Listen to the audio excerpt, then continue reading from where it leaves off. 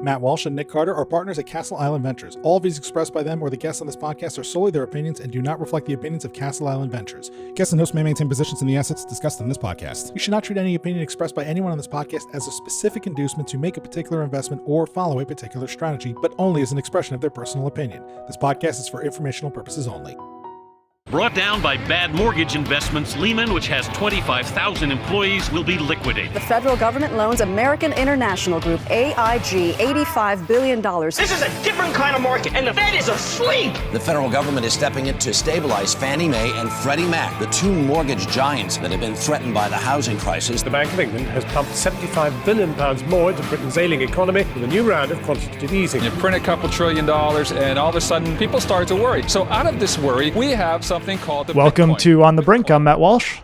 And I'm Nick Carter. And this episode is brought to you by Withum. So if you listen to this show, you know that we take tax accounting and auditing very seriously. And when it comes to digital assets, building trust in relationships with your counterparties like custodians, brokerages, and even the regulators is critically important.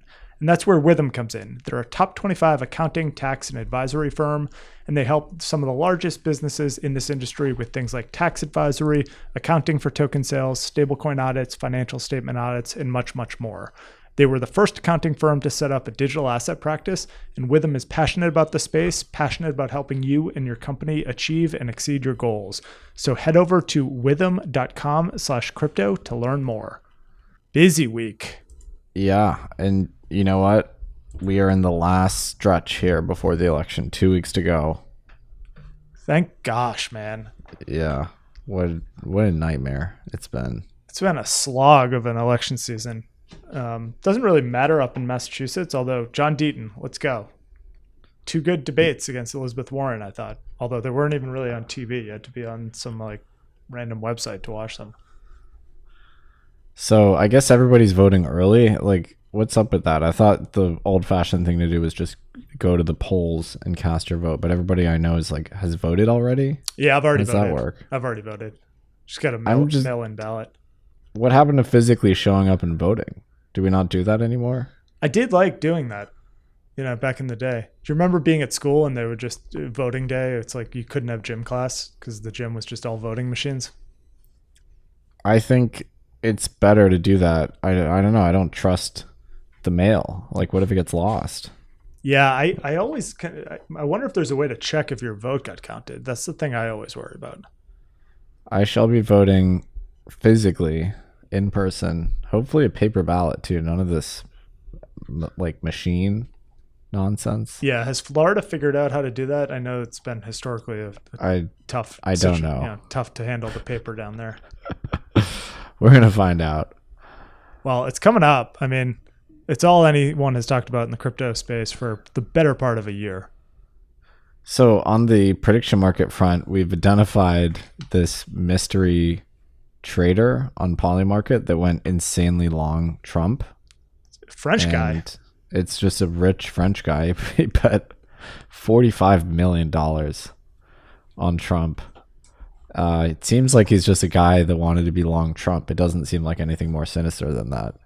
What type of capital do you have to have that it makes sense to put $45 million onto Trump? Is that 1% of your portfolio? Is that 0.01% of your portfolio? Or is that 25% of your portfolio? I think it's the whole bankroll. And I want to know what he saw. Like, what did he see in the data that made him willing to? Also, he was really trusting Polymarket, Oh, yeah. Big time. But what did this guy see? Does he have access to some proprietary French, electoral odds database where he thought Trump was actually that underpriced? And it's kind of crazy that everyone's calling it market manipulation. It's like, that is not market manipulation. That's one guy putting a huge bet on. It's not manipulating the market. Yeah, like either he's sophisticated and he's actually pricing in alpha into the market, or he's unsophisticated and just gone like ridiculously long Trump. But it's still not manipulation in that case. It's still just uninformed flow. Exactly.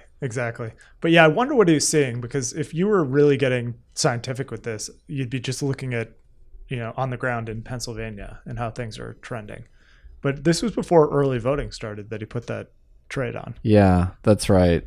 Yeah, and also like all of the smartest people in the world right now are focused on positioning themselves. Like the bond markets, bond trade. The bond markets are positioning themselves. Equity markets are positioning themselves. You can see, like, I think JP Morgan had a note where they said the Trump index in equity markets is rallying. So everyone on the planet is doing this. So, and, does this guy have some information that no one else has? What do you think the price of Bitcoin will fluctuate to, kind of plus or minus based on the election outcome here? And I'm talking about that night. So I'm not, apparently it could take a week. I don't know. I guess Maricopa County in Arizona like can't count ballots for some reason, but let's say it's resolved on the night. I think I might get in trouble for saying this. I think the skew is between 100K and 50K, depending on the outcome. Okay.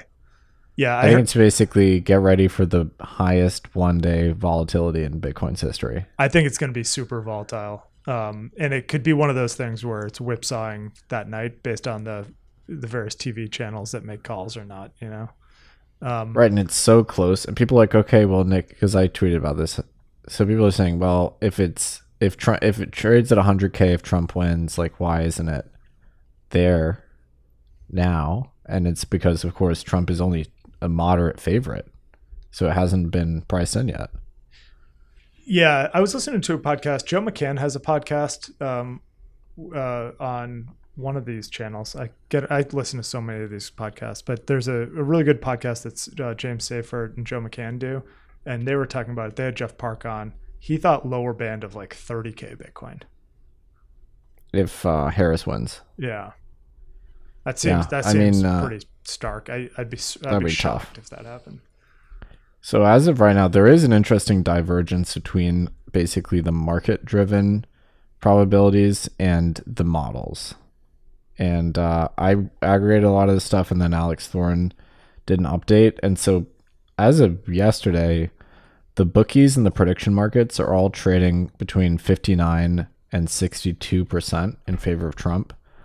And then the proprietary models like 538, the Economist model, the Hill, are all between like 51 and 55%. I mean, even if it's 60-40, it's close to a coin flip. Yeah. But I think it'll be a really interesting test because this is the first time we've had these very liquid prediction markets. We'll finally be able to determine were the prediction markets more accurate than the models. At what time election night do you turn on the TV? Because it's just going to be nonsense from 7 p.m. to 10 p.m., right? Like nothing's going to actually happen when the ballot boxes are still open. We could know just based on early voting the way this is going to go. I guess that's possible, but I don't know. Pennsylvania and Georgia, like you got to close down and count the votes, right? Yeah, and all the battleground states have already said it's going to take them days, apparently. I don't get that. Can you hire some like temp workers to come in there and count? Is it really that hard? Yeah, like why are third world nations able to do this and give us the result in hours and we can't figure it out? That is maddening. Now, do they count the write-ins? Do they actually like tally that up? Because I'm pretty sure Tom Brady would have won if they counted write-ins in some of these previous elections in Massachusetts. Well, 2 weeks to go, and we can put it behind us. All right, why don't we hop into some deals of the week? Yeah, first up, this is from the Castle Island portfolio. We co-led a round into Hata. They are a crypto exchange for Southeast Asia, starting in Malaysia. Co-led that round with Cadenza. They raised $2.5 million from us, Cadenza, and Alliance DAO. Congrats to the Hata team.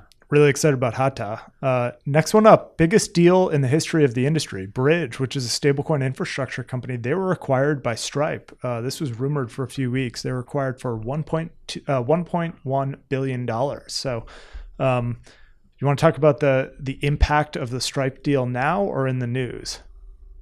Yeah, let's cover that after the deals, but I think there's a ton to say about Bridge, and we'll be talking about them for a really long time. Next up, we have Karpatkey, a DAO treasury management platform. They raised $7 million from AppWorks Ventures and Wintermute.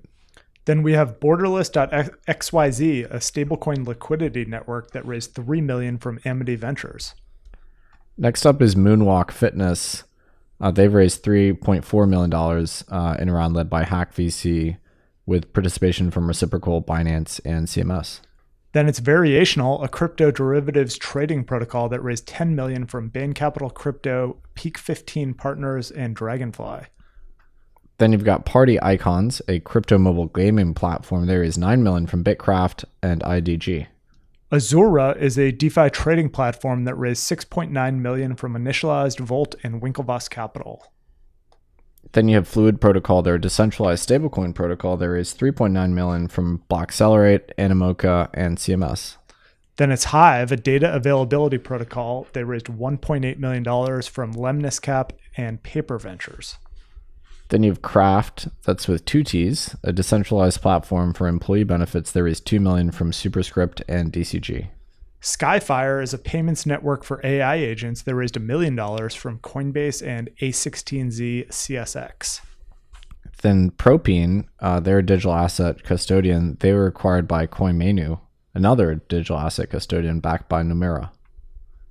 And then we have Gnosis DAO. They have announced that they're going to do a $40 million venture fund focused on RWAs, payments, and crypto infrastructure. All right, ecosystem funds. I love it. We're back. So before we hop into the news, tons to discuss. Let's do the metrics minute. Today, for the Coin Metrics minute, we're talking about Bitcoin exchange flows. Currently, 2.6 million Bitcoin, or $173 billion worth, are held across 20 centralized exchanges. The percentage of Bitcoin on exchanges jumped up 4% by the end of September. Now it's 13.4% of Bitcoin supply.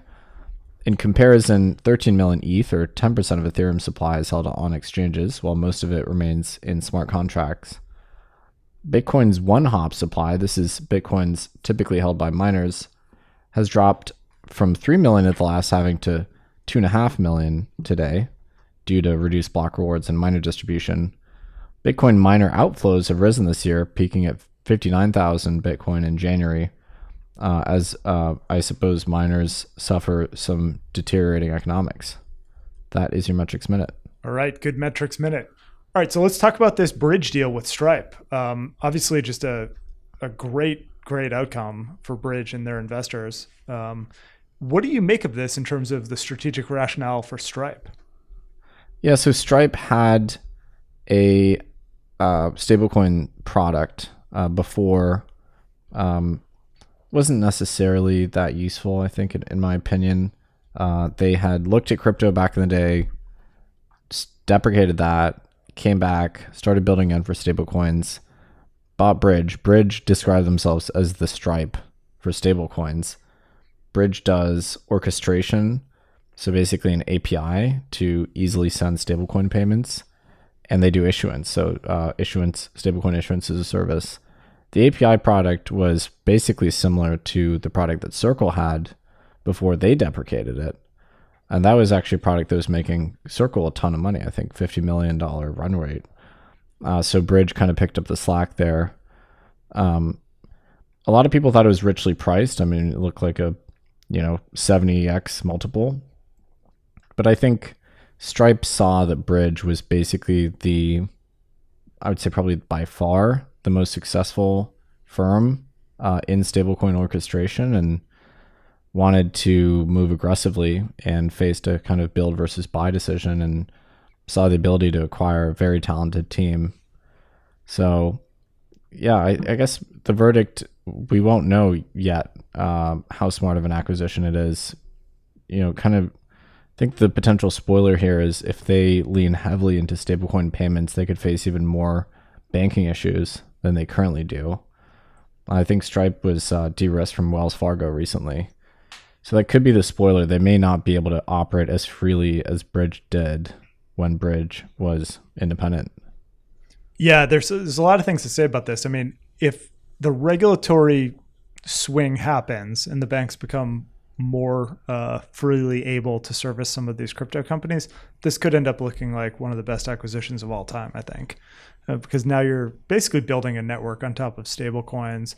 if you can expand the bank access to actually get money into these stablecoin networks, then this ends up looking like a home run. Obviously, Stripe has way more resources than any startup would have in terms of getting bank accounts up and running. So really, I think validating for the category. And Carlson Brothers are usually a couple of years ahead of their competitors in terms of seeing things. So I'd be shocked if you don't see more M&A from Stripe's competitors in the coming years.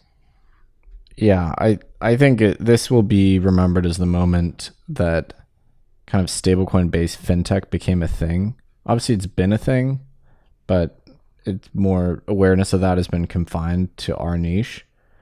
And I see this as the catalytic moment that it induces other fintechs into getting more heavily involved in stables. I mean, PayPal has already been active there, and Visa and MasterCard are active, but I think you'll see an acceleration there. And my view is that this is a new era of fintech, where the old era, fintechs were building on top of really shoddy rails, ultimately, in sort of the, correspondent banking system, Fedwire, Swift, and they were ultimately really constrained by the underlying infrastructure. Now you have this new wave of end user applications, both consumer and B2B, that are building on top of stablecoins instead of banking rails, and just a fundamentally better infrastructure. So I don't know what we're going to call it. I was thinking of calling it Fintech 3.0 as a nod to Web 3.0. Okay. So just hot swapping out the infrastructure and creating experiences that are far, far better because we're using stables instead of the banks. Yeah, although you do need those banks. You still need them. You still do need them. And there's like 3 banks that do business in this category, and we're very reliant on them. Yeah, it's really, I think we'll look back on this as you say, kind of a seminal moment for the industry. And if you just judge this based on the number of generalist venture funds that I've talked to over the past few days around, okay, what are we doing in stables? And like, is there anything we should be looking at? There's going to be a lot of capital flowing into this category. Yeah, I'm already nostalgic for the days when just a handful of crypto VCs cared about stablecoins, because now the secret's out and everyone is looking to do stablecoin deals. Yeah. All right. So transitioning a little bit, news that happened this week. So the FBI made an arrest this week. It was a man in Alabama who actually was the person that compromised the SEC's X account by posting the fake Bitcoin ETF approval. So probably shouldn't have done that. Do we know if he actually traded successfully on the news? Because Bitcoin did whipsaw around a lot at the time. Very unclear, but his Google search history was kind of like, how do you know if the FBI is hunting for you or something like that? It was not good. In very good news, Nigeria has dropped the money laundering charges against Tigran Gambaryan, the Binance executive who'd been detained for 8 months. And reportedly, he is on a plane home. So a great outcome. Really glad that I guess the pressure worked, or they came to their senses, and they've now released Tigran. Yeah, you have to give a lot of credit to the folks that really stayed on this. French Hill comes to mind. Also, just a lot of other people in the crypto space, entrepreneurs who were keeping politicians' feet to the fire in terms of pushing for this. No explanation, as far as I can tell, from the Nigerian government other than to say, hey, he was just an employee. But I mean, the guy was in jail for, what was it? You said 9 months? Yeah, and I mean, he was having seriously deteriorating health. He had a litany of health problems. I don't think they have the best medical care maybe in Nigerian prisons. Malaria, double pneumonia. Unclear if he was going to make it, honestly. So, and yeah, like this guy, as we said, this guy was a decorated agent of the U.S. government. He led investigations into all sorts of crypto-related crimes. And I felt that he'd been totally abandoned, but something worked, and now he's free, thankfully. So really glad to see that happen. Here's some news that was pretty big today. So Kraken, one of the largest crypto exchanges in the world, they announced that they're launching their own Ethereum Layer 2 network called Ink, built on the OP stack. This, of course, comes after Coinbase launching their own Layer 2 network base. It looks like there's some interesting products out of the gate being listed on this. So kind of a wrapped Bitcoin product will be one of the first things on this. Very, very smart move, I think, especially if you have the view that Kraken will end up becoming a publicly traded company, which I tend to think it will. This is just another line item on the revenue, on the income statement. Yeah, congrats to Kraken. And I think we'll see basically all of these major centralized exchanges launch their own L2s. Many of them have already. It's the market structure for exchanges, stablecoin issuers, and layer 1 and layer 2 protocols is kind of converging, I think. I think you'll see more stablecoin issuers trying to control the platform that they're on, doing their own L2s and in some cases L1s.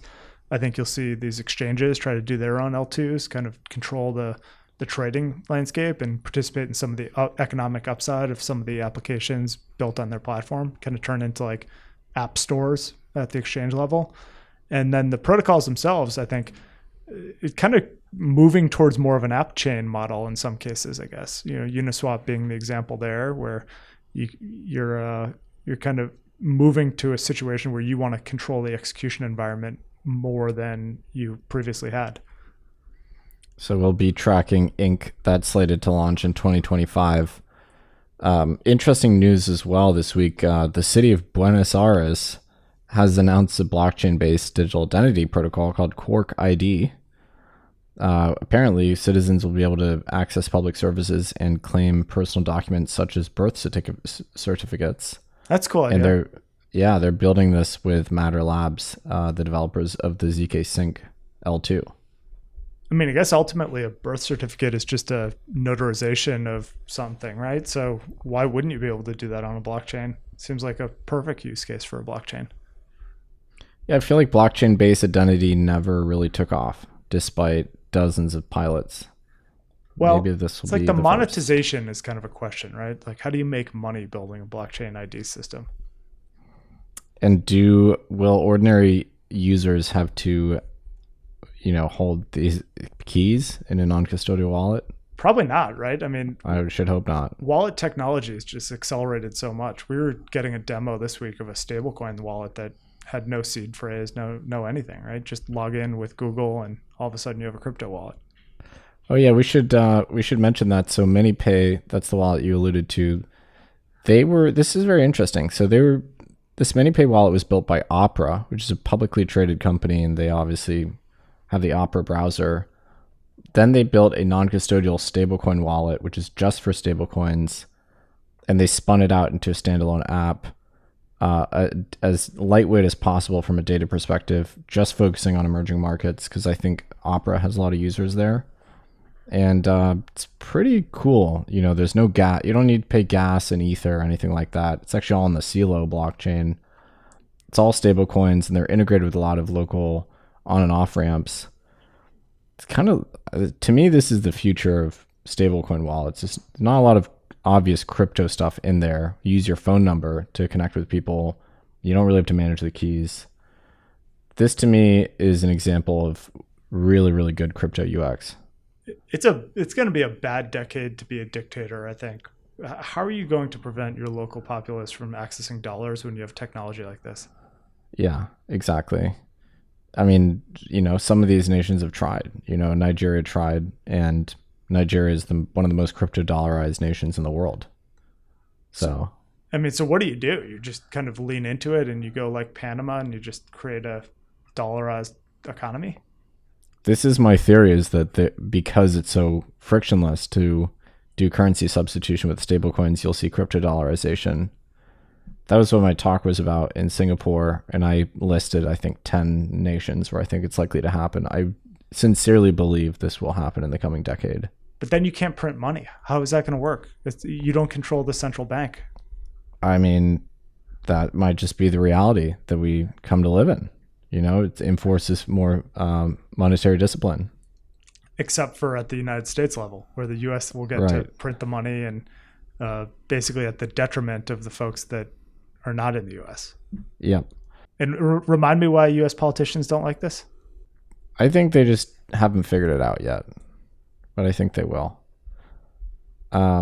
Speaking of which, Chris Waller, who's, in my opinion, one of the smarter Federal Reserve governors, he gave a speech, Centralized and Decentralized Finance Substitutes or Complements speaking pretty positively of DeFi, actually. Yeah, I thought that was quite good. There's some other kind of regulatory things that happened this week. So Coinbase filed a series of FOIA requests to U.S. regulators, a bunch of different agencies around their handling of digital assets. They're trying to get to the 15% deposit cap on crypto company guidance. I'd be shocked if that's in writing. That feels to me like something that was communicated via phone calls. Yeah, so I'm obviously really happy to see them take up the thread from folks that have been pounding the table about Choke Point 2.0. So really, big credit to Coinbase for doing that. As you say, the problem is that the regulators learned from Choke Point 1.0. What happened with Choke Point 1.0 was there were 2 memos written by, I think, the Obama DOJ that were outlining the strategy, like official memos. And these memos were leaked, and then there was a ton of pressure on Choke Point 1.0. Next time around, they, as far as I understand, the entities that were communicating this guidance, this informal guidance to the banks, namely the Fed and the FDIC being the most important ones, and the regional feds, they were unwilling to put a lot of this in writing. Yeah. For this exact reason, to make it FOIA resistant, which is very sinister, if you ask me. It's not how things should be done. Like, if important guidance is being passed down by regulators, the public deserves to know about it at a minimum. And probably they should have the chance to weigh in on it too. Do you have you ever seen The Wire? No, I haven't actually. One of the best shows of all time. And these bank regulators kind of remind me of the criminals in The Wire in some cases, because they, in the first couple seasons of The Wire, there was a lot of drug dealing communication over phones. And eventually there was a phone tap that was put in place and a bunch of the criminals went to jail. But the criminals evolved. They started to move towards beepers and kind of codes, just numeric codes on beepers. And so there was no ability to wiretap someone. Eventually you can crack the code, but that's kind of what happened here. And people think that we're conspiracy theorists, but we know this to be true. It was all verbally communicated. We don't want to see that deposit cap above 15% on crypto-related companies, or else you're going to have a really hard time. Yeah, I mean, shouldn't there be meeting notes or something? I don't know. I mean, the other problem is that this is considered confidential supervisory information, which if you're the bank, you're not allowed to leak that. So it's very black boxy. I'm really hoping we had some hard evidence of this. We know what happened, and actually have an interesting paper from the Fed that gave us a little bit, some more breadcrumbs. The paper is called Tracing Bank Runs in Real Time, and it just came out, and it covers the bank runs in March 23. They found 2 really interesting things. One feeds my conspiracy part of my brain, which is so they found more banks where bank runs occurred. They found 22 banks where significant runs occurred, even though there are only 4 actual failures, because they had access to, of course, the proprietary Fed data set. So the sinister thing or suspicious thing is, for me, that 3 of the banks that failed were crypto banks: Silvergate, Signature, and to a lesser extent SVB. And then First Republic was the 4th. But there were actually 22 banks where runs happened. Is it a coincidence that at least 2 of the banks that actually went down were crypto focused banks? I don't know. I don't think so. No, doesn't seem like a coincidence to me at all.